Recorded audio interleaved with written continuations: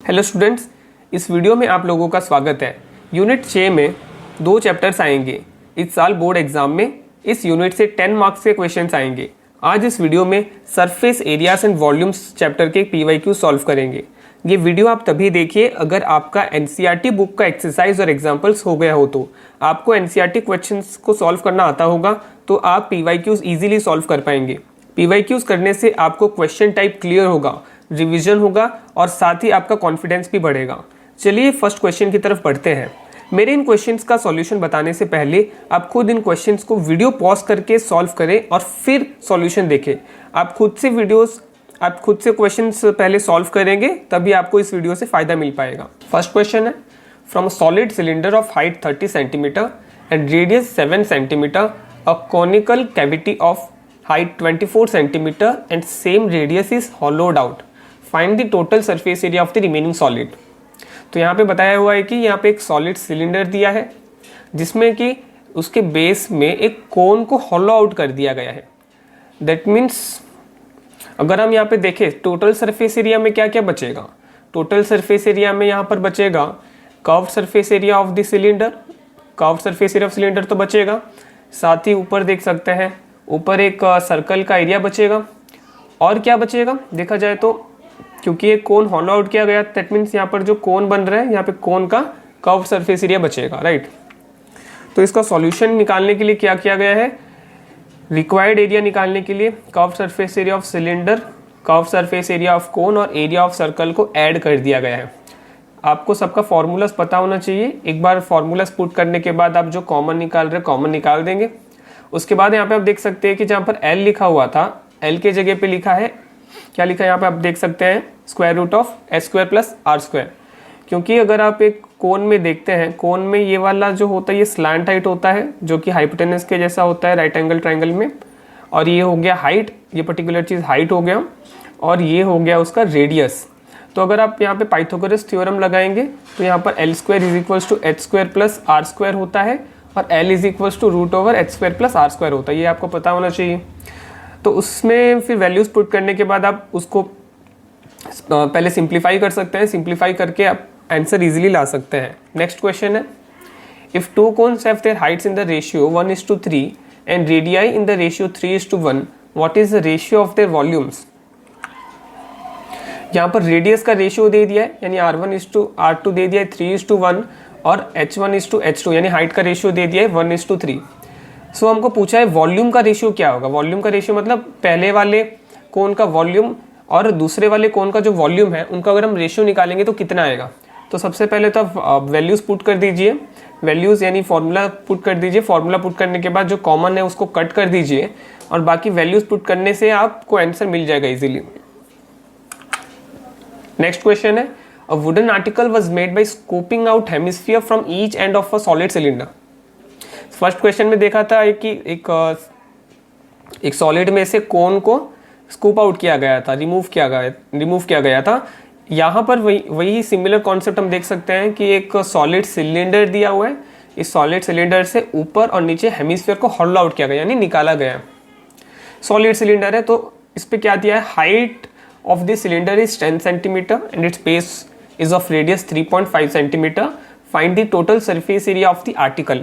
Total surface area पर अगर आप देखेंगे तो एक तो बचा CSA ऑफ सिलेंडर बच रहा है और ये जो होलोड आउट पोर्शन है यहाँ पर CSA ऑफ हेमिस्फीयर बच रहा है, नीचे भी वही सेम CSA ऑफ हेमिस्फीयर बच रहा है। तो रिक्वायर्ड एरिया निकालने के लिए CSA ऑफ सिलेंडर लिख देंगे और क्योंकि यहाँ पर ऊपर और नीचे का हेमिस्फीयर सेम है इसीलिए यहाँ पर क्या किया गया है 2 into CS ऑफ हेमिस्फीयर कर दिया है। फिर फॉर्मूलाज पुट करने के बाद जो कॉमन निकल रहा है उनको कॉमन निकाल दो, उसके बाद जो कट हो रहा है कर दो, उसको सिंप्लीफाई कर दो, इसका आंसर इजीली आ जाएगा। नेक्स्ट क्वेश्चन है, a sphere of diameter 18 centimeter is dropped into a cylindrical vessel of diameter 36 centimeter partially filled with water. If the sphere is completely submerged, then calculate the rise of water level in centimeter. यहाँ पर दिया हुआ है कि एक cylinder है जिसमें कि पानी भरा हुआ है। अगर उस पानी भरा हुआ है मतलब क्या, पार्शियली फिल्ड यानी पूरा का पूरा भरा हुआ नहीं, बल्कि एक सपोज हम साइड में देखते हैं एक सिलेंडर दिया हुआ था जिसमें कि पानी था, राइट। पानी एक पर्टिकुलर लेवल तक था, पार्शियली फिल्ड यानी आधा, लगभग आधा भरा हुआ था हम कह सकते हैं, फिर पार्शियली मतलब कंप्लीटली फिल नहीं था। अगर हम ऑब्वियसली अगर उस पर हम एक बॉल डालेंगे, एक ऑब्जेक्ट डालेंगे तो उसका लेवल बढ़ने वाला है, राइट। तो ये लेवल कितना बड़ा है हमको ये पूछा गया है। तो ये जितना लेवल बढ़ा गया है उसको सपोज हम h मान लेते हैं। तो जितना लेवल बढ़ा है उसको हमने h ले लिया और यहाँ पर एक सिलेंडर का पार्ट बन रहा है। सिलेंडर का जो हाइट यहाँ पे जो बना, सिलेंडर का हाइट बना h, और जो ओरिजिनल सिलेंडर का जो रेडियस था वो इस छोटे पार्ट ऑफ द सिलेंडर का भी रेडियस उतना ही आने वाला है। तो बस सिंपली हम क्या करना है, रेडियस दे दिया है 9 सेंटीमीटर, स्फीयर का रेडियस दे दिया 9 सेंटीमीटर, जो जो गिवन है पहले लिख देंगे। रेडियस ऑफ सिलेंडर दिया 18 centimetre. Rise in water level suppose हम उसको h मान लेते हैं। तो यहाँ पर होने क्या वाला, obviously volume of sphere is equal to volume of cylinder with height h होगा, क्योंकि इस स्फीयर का वॉल्यूम जितना भी होने वाला है उतना ही वॉल्यूम का पानी ऊपर आएगा, राइट। अगर ये पूरा का पूरा सिलेंडर भरा हुआ होता तो अगर हम वही सेम स्फीयर को अगर इस भरे हुए पानी से भरा हुआ सिलेंडर में अगर पुट करते तो जितना इस स्फेरिकल बॉल का जितना भी वॉल्यूम होता उतना ही वॉल्यूम का पानी बाहर आ जाता। तो वही सिमिलर चीज यहाँ पर भी हो रहा है, जितना इस स्फेरिकल बॉल का जितना भी वॉल्यूम है उतना ही वॉल्यूम का पानी ऊपर आएगा। That means volume of sphere is equals to volume of cylinder with height h। Cylinder of height h मतलब आपको मैंने समझाया स्टार्टिंग में ही कि पानी ऊपर उठने से यहाँ पर हम देख सकते हैं कि यहाँ पर एक छोटा सा सिलेंडर का पार्ट फॉर्म हो रहा है और उस छोटे से सिलेंडर का पार्ट का जो हाइट है वो h के बराबर है, राइट। फिर वैल्यूज पुट कर देंगे, volume of sphere, volume of cylinder का क्या करेंगे, फॉर्मूलाज पुट कर देंगे। फिर देखेंगे जो कॉमन चीज़ है बोथ साइड कैंसिल आउट हो जा रहा है, उसके बाद सिंप्लीफाई करने से इजीली हो जाएगा।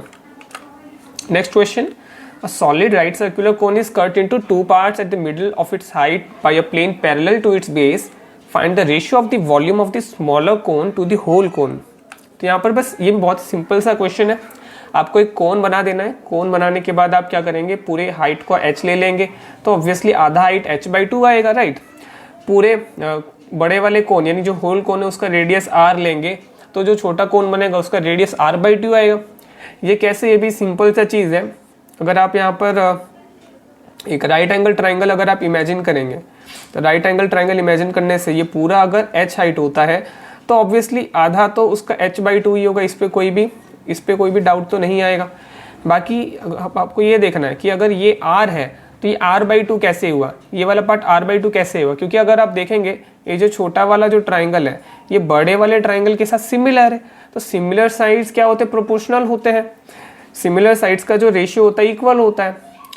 तो वही चीज़, अगर ये पूरे ट्राइंगल का हाइट अगर h था तो ये h/2 हुआ। सिमिलरली ये पूरे ट्राइंगल का रेडियस मतलब ये जो बेस वाला पार्ट है ये r था, तो छोटे वाले ट्राइंगल का जो बेस वाला पार्ट है वो r/2 होगा, क्योंकि सिमिलर ट्राइंगल, इसको हम सिमिलर प्रूफ भी कर सकते हैं इजीली।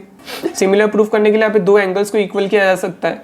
जैसे आप देख सकते हैं कि दोनों छोटे वाले ट्राइंगल और पूरे बड़े वाले ट्राइंगल में ये एंगल कॉमन आ रहा है। फिर आप देख सकते हैं कि ये वाला एंगल जो है इसके साथ इक्वल आएगा, क्योंकि ये वाला साइड, ये जो पार्ट है और ये पार्ट है पैरेलल है, पैरेलल होने से ये कॉरेस्पॉन्डिंग एंगल बन रहे हैं, कॉरेस्पॉन्डिंग एंगल इक्वल होता है। तो ट्राइंगल में दो एंगल इक्वल आ जाते हैं तो दोनों सिमिलर हो जाते हैं, राइट। ऊपर वाला ट्राइंगल और ये जो पूरा होल ट्राइंगल है ये एक दूसरे के साथ सिमिलर आ जाते हैं। उस तरह से ये सब का आपको एक्सप्लेन करने की तो ज़रूरत नहीं है, आप डायरेक्ट यहाँ पे लिख सकते हैं r/2। तो वही जो गिवन चीज़ है आप लिख लेंगे। गिवन चीज़ तो ज़्यादा यहाँ पे है नहीं, तो आपने जो जो डायग्राम में बनाया है उस चीज़ को यहाँ पे हम पहले लिख देंगे। लिखने के बाद हमें क्या करना है, यहाँ पे पूछा है कि volume of small cone by volume of whole cone का जो रेशियो है क्या आएगा। तो वॉल्यूम ऑफ कोन का फॉर्मूला पुट कर दीजिए। फिर जो जो वैल्यूज हमने लिया था, बड़े वाले कोन का रेडियस, बड़े वाले कोन का हाइट, छोटे कोन का रेडियस और छोटे कोन का हाइट, वो सब का वैल्यूज पुट कर दीजिए। फिर इसको सिंप्लीफाई कर दीजिए तो इजीली रेशियो आ जाएगा। नेक्स्ट क्वेश्चन है, volume and surface area of a solid hemisphere are numerically equal, what is the diameter of the hemisphere. यहाँ पे बोला है कि न्यूमेरिकली इक्वल है वॉल्यूम और सरफेस एरिया। न्यूमेरिकल क्यों बोला है, क्योंकि जो वॉल्यूम होता है वॉल्यूम का यूनिट सेंटीमीटर क्यूब में होता है, तो सरफेस एरिया का जो यूनिट होता है सेंटीमीटर में होता है। तो ऑब्वियसली ये दोनों कभी इक्वल तो नहीं होंगे, ये सेंटीमीटर स्क्वायर होता है, दोनों ऑब्वियसली कभी इक्वल तो नहीं होंगे क्योंकि इनका यूनिट ही अलग है। लेकिन बोला है न्यूमेरिकली इक्वल है। जैसे अगर वॉल्यूम अगर 3 cm³ होगा तो सरफेस एरिया 3 cm स्क्वायर होगा। तो यहाँ पे आप देख सकते हो नंबर इक्वल है, तो न्यूमेरिकली इक्वल मतलब उनका जो नंबर वाला वैल्यू आता है वो इक्वल है। तो इसको सॉल्व करने के लिए सबसे पहले हम लिख देंगे let r is equal to radius of this hemisphere, और क्योंकि बोला है कि volume of hemisphere is equal to total surface area of hemisphere जो कि न्यूमेरिकली इक्वल है, तो इक्वल इस तरह से लिख देंगे। दोनों का फॉर्मूलाज पुट करेंगे, जो कॉमन चीज़ है उनको कट कर देंगे। तो आप सिंपली देख सकते हो r का वैल्यू यहाँ पर आ जाता है 9/2। फिर आप जानते हो कि डायमीटर हमको निकालने को बोला है, तो डायमीटर क्या होता है, ट्वाइस द रेडियस होता है, 2 × r होता है। तो वही डायमीटर आपका 9 यूनिट्स आ जाता है इजीली। नेक्स्ट क्वेश्चन है, if the total surface area of a solid hemisphere is 462 centimetre square, find its volume. तो जो गिवन चीज आप पहले वो लिख दीजिए, given total surface area of solid hemisphere is equal to 462 centimetre square. तो इसमें वॉल्यूम निकालने से पहले तो इसका रेडियस निकालना पड़ेगा, राइट। तो टोटल सरफेस एरिया का फॉर्मूला पुट कर दीजिए 3πr² और राइट साइड में 462 है, right. Volume total surface area 3πr², ये फॉर्मूला पुट कर दिए और जो गिवन था 462 उसके साथ इक्वेट कर दिए। फिर वैल्यूज पुट कर दीजिए, पाई के जगह 22/7, और इसको सॉल्व करने से r का वैल्यू आ जाएगा। r का वैल्यू आप देख सकते हैं √49 आ रहा है, क्योंकि यहाँ पे r² मतलब यहाँ पे दो वैल्यूज आएंगे r की, एक +7 आएगा, एक -7 आएगा। लेकिन क्योंकि r क्या रेडियस है, रेडियस क्या एक डिस्टेंस है, और डिस्टेंस हमेशा पॉजिटिव आता है, तो r का वैल्यू नेगेटिव नहीं होगा। तो वही बताया, r का वैल्यू नेगेटिव नहीं होगा, r का वैल्यू पॉजिटिव होगा। और आपको एक बार r का वैल्यू पता चल गया, फिर वॉल्यूम ऑफ हेमिस्फीयर निकालना कोई बड़ी बात नहीं है, क्योंकि वॉल्यूम ऑफ हेमिस्फीयर क्या होता है, 2/3πr³ होता है। तो इस फॉर्मूला को यहाँ पे पुट कर देंगे, पाई की जगह 22/7, r के जगह पे 7 पुट कर देंगे, तो वॉल्यूम ऑफ हेमिस्फीयर इजीली आ जाएगा। नेक्स्ट क्वेश्चन है, two cubes each of volume 27 cm³ are joined end to end to form a solid, find the surface area of the resulting cuboid. सबसे पहले तो आप इसको सॉल्व करने से पहले लिख देंगे गिवन दैट क्या है। गिवन दैट यहाँ पे बोला है volume of 2 cube is equals to volume of each, एक क्यूब का वॉल्यूम बताया है 27 cm³ है। तो ऑब्वियसली अगर हम दो क्यूब का वॉल्यूम देखेंगे तो 27 + 27 होगा, क्योंकि एक का 27 है तो दो का 27 + 27 होगा, और दोनों जो क्यूब है, दोनों क्यूब का वॉल्यूम सेम है। तो वही, तो वॉल्यूम का फॉर्मूला क्या होता है, ए क्यूब होता है। तो यहाँ पे क्योंकि दो क्यूब है तो मैंने यहाँ पे ए क्यूब + ए क्यूब लिखा है, और राइट साइड में 27 + 27 जो कि क्वेश्चन में बोला गया था, ए क्यूब + ए क्यूब 2a³ हो गया, और ये आके बन रहा है 27 बन रहा है, ए क्यूब का वैल्यू 27 आया, और ए का वैल्यू यहाँ पे क्या आ रहा है, cube root of 27। Cube root of 27 3 आएगा। क्यूब रूट मतलब क्या, 27 को हम क्या लिख सकते हैं, 3 × 3 × 3, जो कि क्या हो रहा है यहाँ पे, क्योंकि क्यूब रूट है, क्यूब रूट मतलब क्या 3, ये जो यहाँ पे 3 का ग्रुपिंग है, 3 के ग्रुप में से एक बाहर आ जाएगा, तो क्यूब रूट ऑफ 27 आ जाएगा 3। अगर स्क्वायर रूट पूछा होता, सपोज 4 का स्क्वायर रूट निकालते हैं, तो 4 का स्क्वायर रूट में क्या करते हैं, 4 के स्क्वायर रूट जब हम स्क्वायर रूट निकालते हैं तब 2 का ग्रुप बनाते हैं, उसमें से एक बाहर निकाल देते हैं, तो स्क्वायर रूट ऑफ 4 यहाँ पे 2 आ जाता है। लेकिन यहाँ पर क्योंकि क्या बोला है, क्यूब रूट ऑफ 27 बोला है, तो क्यूब रूट ऑफ 27 के लिए हम क्या करेंगे, 3 का ग्रुप बनाएंगे और एक बाहर निकाल देंगे, जैसे क्यूब रूट ऑफ 27 आ जाएगा 3। फिर हमें यहाँ पे एक्चुअली पूछा क्या है कि find the surface of resulting cuboid. तो यहाँ पे दो क्यूब को ज्वाइन करने से क्यूबॉइड बन रहा है, राइट। और इस क्यूबॉइड का अगर हम देखें, इसका जो हाइट है, हाइट a के बराबर है, इसका जो ब्रेथ है यानी जो विड्थ है वो भी a के बराबर है, लेकिन इसका जो लेंथ है वो a + a यानी 2a के बराबर है। तो a + a क्या हो जाएगा, 3 + 3 यानी 6 सेंटीमीटर हो जाएगा लेंथ, राइट। उसके बाद सरफेस एरिया का फॉर्मूला पुट कर दीजिए, क्यूबॉइड का सरफेस एरिया का फॉर्मूला पुट कर दीजिए, वैल्यूज पुट कर दीजिए इसको, फिर सिंपली हम आंसर निकाल सकते हैं। नेक्स्ट क्वेश्चन है, the sum of the radius of base and height of a solid right circular cylinder is 37 centimetre. If this total surface area of the solid cylinder is 1628 square centimetre, find the volume of the cylinder, pi is equals to 22/7 लेना है। तो जैसे कि हमें question में बोला है वही चीज हमने पहले लिख दिया है कि गिवन क्या है, रेडियस ऑफ बेस और उसका जो हाइट है, रेडियस और हाइट को ऐड करने से 37 cm आएगा, तो वो लिख दिया। रेडियस को r, हाइट को h लिया और इज इक्वल्स टू 27 लिख दिया। फिर हमको क्या बोला है, total surface area 1628 square centimetre बोला है, और उसका वैल्यू अगर आप TSA अगर आपको याद होगा तो 2πr r+h होता है। तो यहाँ पे r+h का जो वैल्यू है ये इक्वेशन 1 से हमने उठा के यहाँ पे डाल दिया है। तो r+h का वैल्यू क्या था, 37 पुट कर दिया, बाकी 2 के जगह 2, पाई की जगह 22/7 और आर की जगह 8 पुट कर दिया है, और राइट साइड में 1628। फिर लेफ्ट और राइट में कट कर दिया है, कट करके इसको सिंप्लीफाई करके आर का वैल्यू आ गया। आर का वैल्यू आ गया तो ऑब्वियसली हम क्या कर सकते हैं, जो फर्स्ट इक्वेशन था, ये वाला फर्स्ट इक्वेशन जो था, उस पर आर का वैल्यू पुट करेंगे तो ऑब्वियसली एच का वैल्यू आ जाएगा। फिर आर और एच का वैल्यू निकालने के बाद हम क्या कर सकते हैं, वॉल्यूम ऑफ सिलेंडर निकाल सकते हैं, जो कि पूछा गया था, राइट। वॉल्यूम ऑफ सिलेंडर का फॉर्मूला पुट कर दिए, वैल्यूज पुट कर दिए, तो इजीली सॉल्व हो गया। A vessel is in the form of a hemispherical bowl surmounted by a hollow cylinder of same diameter. The diameter of the hemispherical bowl is 14 centimeter and the total height of the vessel is 13 centimeter. Find the total inner surface area of the vessel. पाई को 22/7 लेना है। तो simple सा question बोला है कि यहाँ पर एक हेमिस्फेरिकल बाउल है, उसको सरमाउंट किया गया है एक सिलिंड्रिकल वेसल से। सरमाउंट मतलब उसके ऊपर चिपकाया हुआ है, राइट। तो उसका जो वैल्यूज है आपको लिख देना है। रिक्वायर्ड टोटल सरफेस एरिया अगर हम देखेंगे तो यहाँ पर क्या क्या आ रहा है, यहाँ पर एक तो आ रहा है CSA of cylinder, CSA of cylinder एक आ रहा है यहाँ पर, और एक आ रहा है CS of hemisphere, curve surface area of hemisphere. उनका वैल्यूज पुट कर देंगे और फॉर्मूलाज पुट करेंगे, वैल्यूज पुट करेंगे, फिर इजीली सॉल्व हो जाएगा। Next question, due to sudden floods some welfare association jointly requested the government to get 100 tents fixed immediately and offered to contribute 50% of the cost if the lower part of each tent is of the form of cylinder of diameter 4.2 meter and height 4 meter with the conical part of the same diameter but of height 2.8 meter and the canvas used to be used cost rupees 100 per square meter. Find the amount the associations will have to pay. पाई को 22/7 लेना है। तो यहाँ पे बोला गया है कि एक दुर्घटना में क्या किया गया कि एक एसोसिएशन ने गवर्नमेंट को बोला कि 100 टेंट्स लगाना है, और उस एसोसिएशन ने कहा कि वो 50% ऑफ द कॉस्ट देंगे, जितना भी कॉस्ट पड़ेगा उसका 50% यानी उसका आधा कॉस्ट पे करेंगे। तो यहाँ पे बोला है कि एक जो पर्टिकुलर टेंट है, नीचे एक सिलेंड्रिकल बेस है और ऊपर एक कोनिकल टेंट है, एक कोन और एक नीचे सिलेंडर है, इस तरह का एक क्या बन रहा है, टेंट बन रहा है। तो हमें देखना है कि एक टेंट का एरिया कितना है, निकालना है। एरिया क्यों निकालना है, क्योंकि यहाँ पे जो कॉस्ट दिया है स्क्वायर मीटर पर स्क्वायर मीटर 100 रुपीज़ दिया है।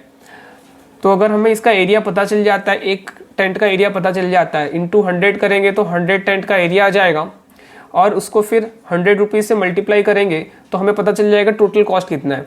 फिर टोटल कॉस्ट जो है उसमें अगर हम 50% कर देंगे तो उतना ही एसोसिएशन को देना पड़ेगा, राइट। तो वही पूछा है कि एसोसिएशन को कितना देना पड़ेगा। तो चलिए इस क्वेश्चन को समझते हैं। तो यहाँ पे गिवन चीज़ जो है वो लिख देंगे, डायग्राम बना देंगे, राइट। सरफेस एरिया वॉल्यूम में सब में अगर क्वेश्चन में डायग्राम बनाएंगे तो अच्छे से समझ में आता है। गिवन लिख देंगे, गिवन क्या क्या चीज़ है, क्या डायमीटर दिया है, रेडियस क्या, रेडियस निकाल लेना है डायमीटर से, फिर हाइट ले लेना है, फिर जहाँ पर स्लांट हाइट की ज़रूरत है स्लांट हाइट निकाल लेना है, फिर टोटल सरफेस एरिया यहाँ पर आप देख सकते हो, यहाँ पे क्या आ रहा है, एक curve surface area of cone आ रहा है और curve surface area of cylinder आ रहा है इस टेंट को बनाने के लिए, राइट। फॉर्मूलाज पुट कर लो, फिर जो कॉमन आ रहा है कॉमन निकाल लो, फिर वैल्यूज पुट कर लो। वैल्यूज पुट करके आपको यहाँ पे एक टेंट का एरिया मिल जाता है। तो 100 टेंट का एरिया निकालने के लिए सिंपली हम 100 मल्टीप्लाई कर देंगे, और यहाँ पर क्योंकि सभी वैल्यूज मीटर में थी तो यहाँ पर एरिया का यूनिट भी मीटर स्क्वायर में आने वाला है। यहाँ पे कॉस्ट दिया हुआ है कि 1 स्क्वायर मीटर के लिए 100 रुपीज़ है, तो यहाँ पे 100 टेंट का हमने देखा था इतना वैल्यू आ रहा है। और अगर हम चाहते हैं क्या कि एक पर्टिकुलर टेंट का अगर हम कॉस्ट देखेंगे तो क्या होता है, 1 स्क्वायर मीटर के लिए 100 रुपीज़। तो भाई यहाँ पर हमने देखा था 100 टेंट के लिए इतना स्क्वायर मीटर का एरिया आ रहा है। तो 1 स्क्वायर मीटर के लिए अगर 100 रुपीज़ लग रहा है तो यहाँ पर 75.9 इंटू 100 स्क्वायर मीटर के लिए कितना लगे, इंटू 100 कर लेंगे तो पता चलेगा। तो यानी 7,59,000 रुपीज़ का टोटल खर्चा आ रहा है 100 टेंट्स के लिए। लेकिन एसोसिएशंस को क्योंकि 50% ऑफ द कॉस्ट देना पड़ेगा, तो 50% मतलब 50/100 होता है into total cost. Total cost का 50% कर देंगे, यानी इसको सॉल्व कर लेंगे तो ये प्रॉपरली आंसर आ जाएगा। In figure is a decorative block made up of 2 solids, a cube and a hemisphere. The base of the block is a cube of side 6 centimeter. ये क्यूब एक्चुअली यहाँ पे cuboid जैसा दिख रहा है लेकिन ये क्यूब है, and hemisphere fixed on the top has a diameter of 3.5 centimetre. Find the total surface area of the block, pi is equal to 22/7 लेना है। यहाँ पर बहुत ही सिंपल क्वेश्चन है, बस आपको आपके बस इमेजिनेशन पे सब डिपेंड करता है कि आप इसको कैसे समझ पाते हो, right. Volume and surface area के क्वेश्चंस बस आपके इमेजिनेशन पे खेल है कि ये 3D फिगर्स है ना, 3D फिगर्स को अगर आप इमेजिन कर लेते हो तो क्वेश्चंस करना बहुत ही आसान है और आपको बस फॉर्मूलाज पता होनी चाहिए सॉल्व करने के लिए, राइट। तो यहाँ पे जो डायमीटर दिया है उससे हम रेडियस निकाल सकते हैं। रेडियस निकालने के बाद साइड तो दिया है, साइड लिख देंगे। गिवन सब लिखने के बाद रिक्वायर्ड एरिया यहाँ पे हम देखेंगे।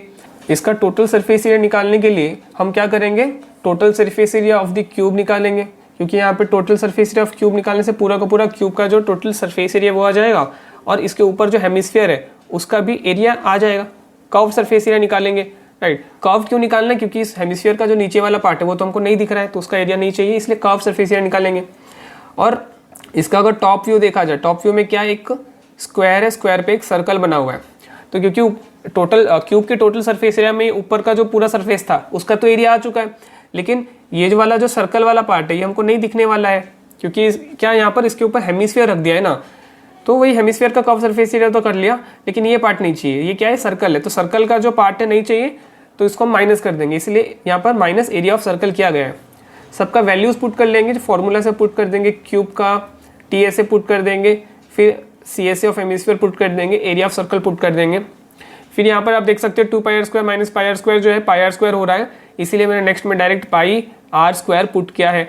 और 6a² यानी 6a², a क्या है 6 है, तो a² यानी 6 × 6 हो गया।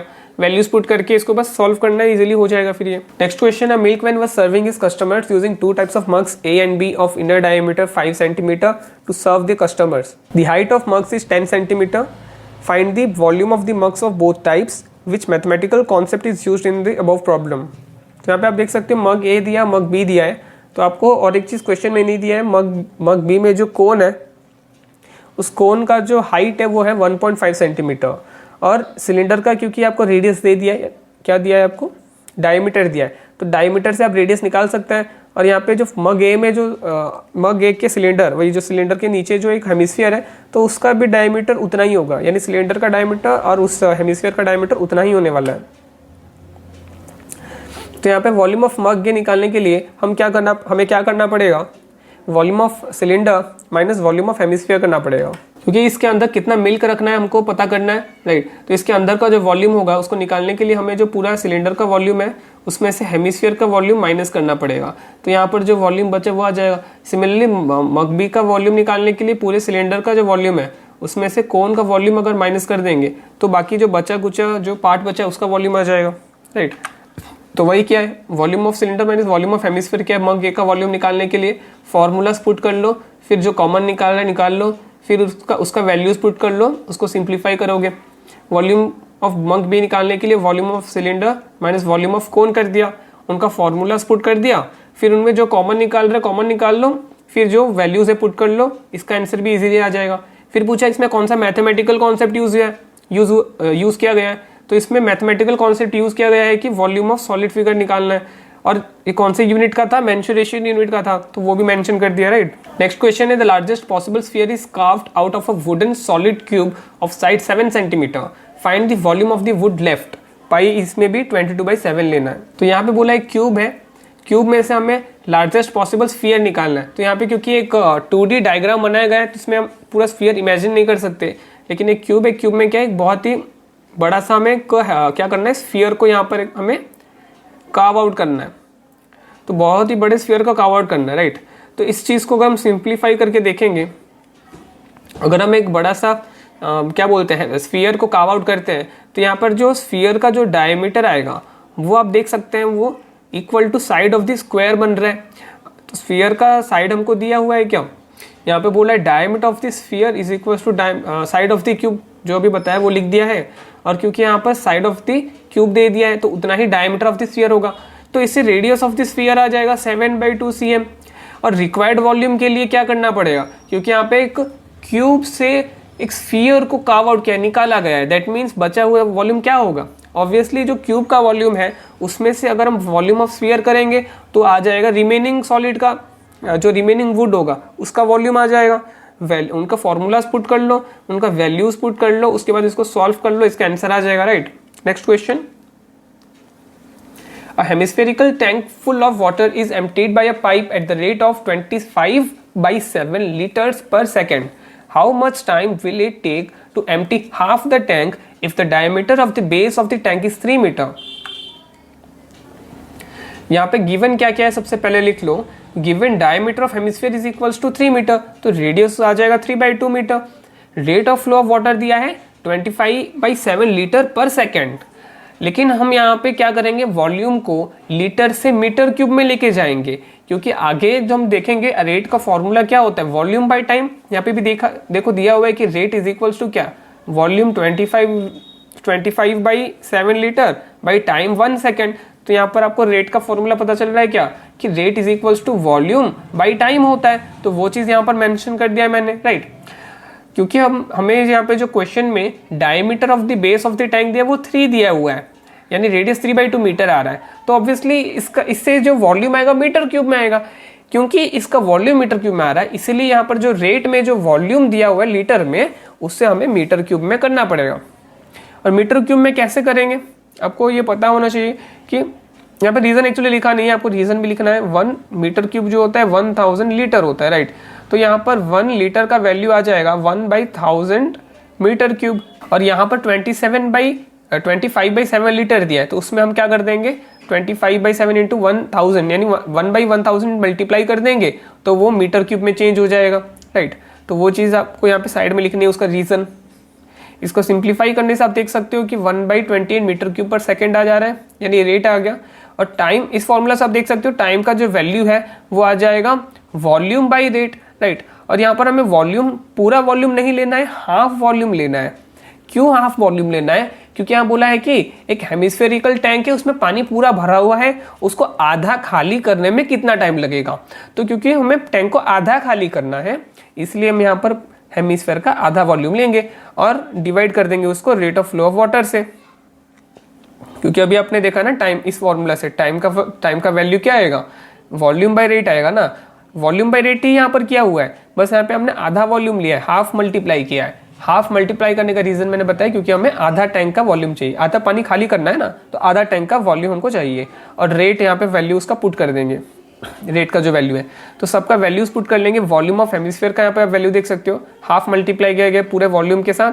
और वॉल्यूम ऑफ हेमिस्फीयर क्या होता है, 2/3 पाई आर क्यूब होता है. आर क्यूब मतलब r into r by rate of flow of water क्या था, 1/28 था, तो 1/28 पुट कर दिए. फिर इसको सिंप्लीफाई करने से 990 सेकेंड आ रहा है, जिसको कि अगर आप सिंप्लीफाई करोगे तो 16 मिनट 30 सेकेंड आएगा.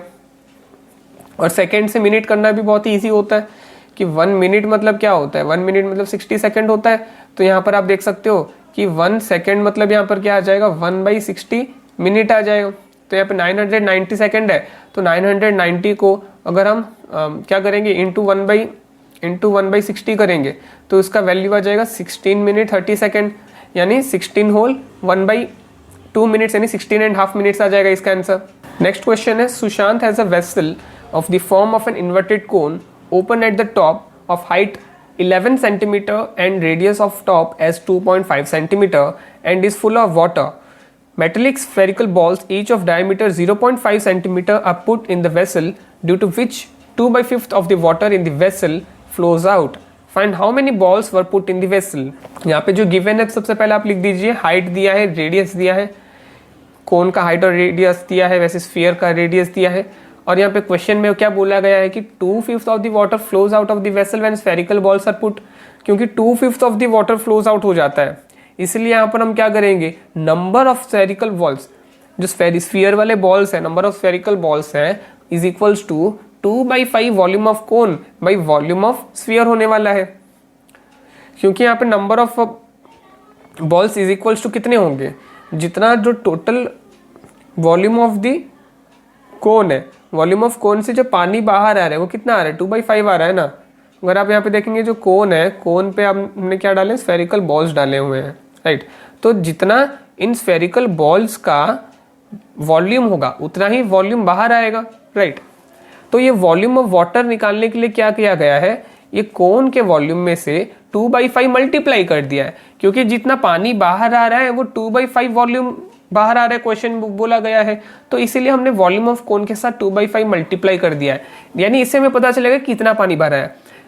और उसको हमें क्या करना है, divide by volume of one sphere करना है।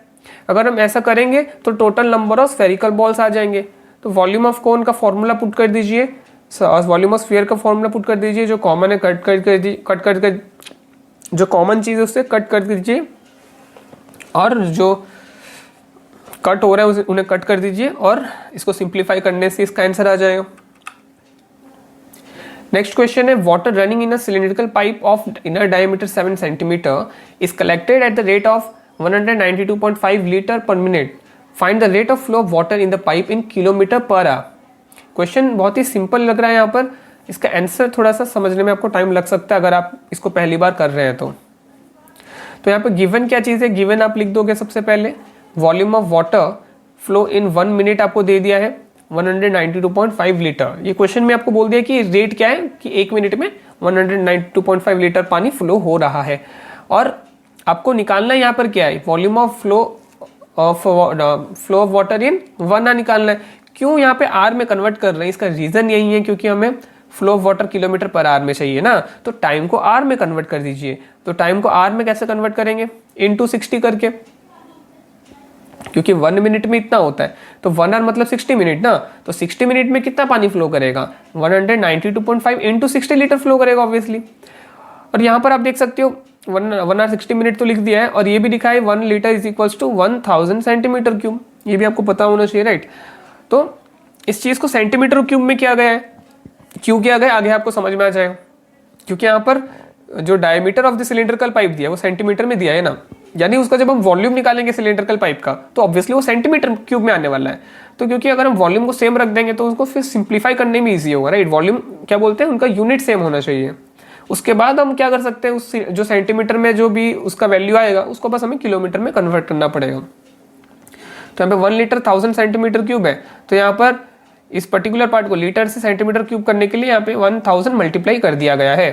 फिर next, radius of the cylinder दे दिया है 7/2, उसका डायमीटर 7 तो उसका रेडियस ऑब्वियसली 7/2 cm होगा। हमें करना क्या, let h be the length of the volume of water that flows in 1 our.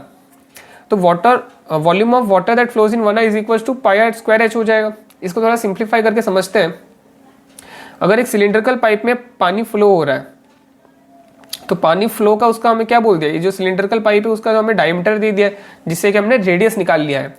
और यहाँ पर जो डिस्टेंस ऑफ वाटर फ्लोड होगा, distance of water flowed in the cylindrical pipe, वो बराबर होगा, आप देख सकते हो किसके बराबर है, वो हाइट ऑफ द सिलेंडर के बराबर है।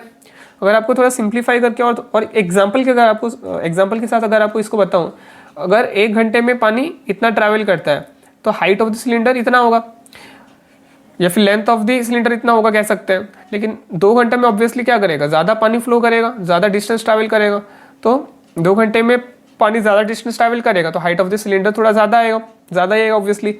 वैसे 3 घंटे में वही पानी अगर 3 घंटे में उतनी स्पीड से ट्रैवल कर रहा है तो वो ज़्यादा डिस्टेंस कवर करेगा, तो सिलेंडर का हाइट इतना आएगा। दैट मीन्स पानी जितना, ये जो सिलिंड्रिकल पाइप में पानी जितना ट्रैवल कर रहा है ना, यानी वो हो गया लेंथ ऑफ सिलेंडर, यानी वो हो गया हाइट ऑफ सिलेंडर।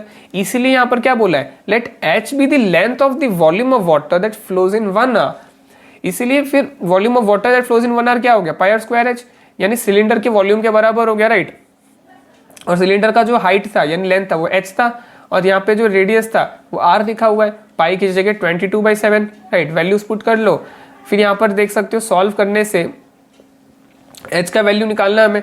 तो फर्स्ट आप देख सकते हो, फर्स्ट हमने जो लिखा था यहाँ पर, फर्स्ट हमने निकाला था वाटर फ्लो इन 1 आवर, 1 घंटे में कितना पानी फ्लो करेगा। तो रेट से हमने ये पर्टिकुलर चीज निकाला था, रेट से निकाला था। रेट में क्या था कि 1 मिनट में कितना पानी फ्लो करेगा दिया था, तो 1 आवर में कितना पानी फ्लो करेगा हमने निकाल दिया, यानी 1 घंटे में कितना पानी फ्लो हो रहा है उसका वॉल्यूम हमने ऑलरेडी निकाला है, उसको इक्वेशन 1 दे दिया है। फिर अभी हमने क्या किया, अभी हमने सिलेंडर का जो इन्फॉर्मेशन दिया था उसके हिसाब से हमने देखा कि सिलेंडर का जो वॉल्यूम है वो 1 घंटे में कितना आ रहा है, यानी volume of water that flows in 1 hour, cylinder में 1 घंटे में कितना पानी फ्लो हो रहा है, तो वो बन के आ रहा है 77h/2, और उसको हमने इक्वेशन 2 दे दिया।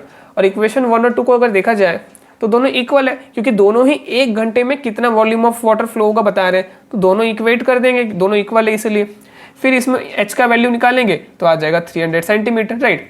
इसलिए मैंने आपको बताया था कि पहले हमने सेंटीमीटर में उसको क्यों चेंज किया था सेंटीमीटर क्यूब में, क्योंकि यहाँ पर वॉल्यूम दोनों का क्या है, ये सेंटीमीटर क्यूब में है, ये भी सेंटीमीटर क्यूब में। फिर जो इसको सॉल्व करने से जो हाइट आएगा वो सेंटीमीटर में आएगा, राइट। इसीलिए हमको यूनिट को सेम करने की जरूरत पड़ी थी। सेंटीमीटर को फिर हम मीटर में कर सकते हैं इजीली। 100 सेंटीमीटर मतलब क्या होता है, 1 मीटर होता है। तो यहाँ पे आप देख सकते हो कितना 100 है, यहाँ पर 3100 सेंटीमीटर है, तो यहाँ पे 3000 मीटर हो गया। फिर 1000 मीटर जो होता है 1 किलोमीटर होता है, तो यहाँ पे कितना 1000 मीटर है, 3000 मीटर है, तो ये हो गया 3 किलोमीटर, राइट। तो यहाँ पर हमें डिस्टेंस पता चल गया 3 किलोमीटर, और ये 3 किलोमीटर का डिस्टेंस कितने में ट्रैवल हो रहा है, 1 आवर में ट्रैवल हो रहा है।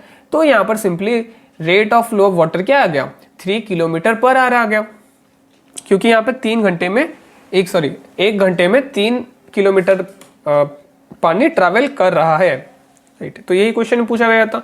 अगर आपको कुछ भी डाउट्स है तो आप कमेंट्स में पूछ सकते हैं। अगर आपका कुछ भी सजेशन है वो आप कमेंट्स में बता सकते हैं। वीडियो अच्छा लगा तो आप लाइक कर सकते हैं और आपके दोस्तों के साथ शेयर भी कर सकते हैं। मिलते हैं अगले वीडियो में। इस वीडियो को देखने के लिए धन्यवाद।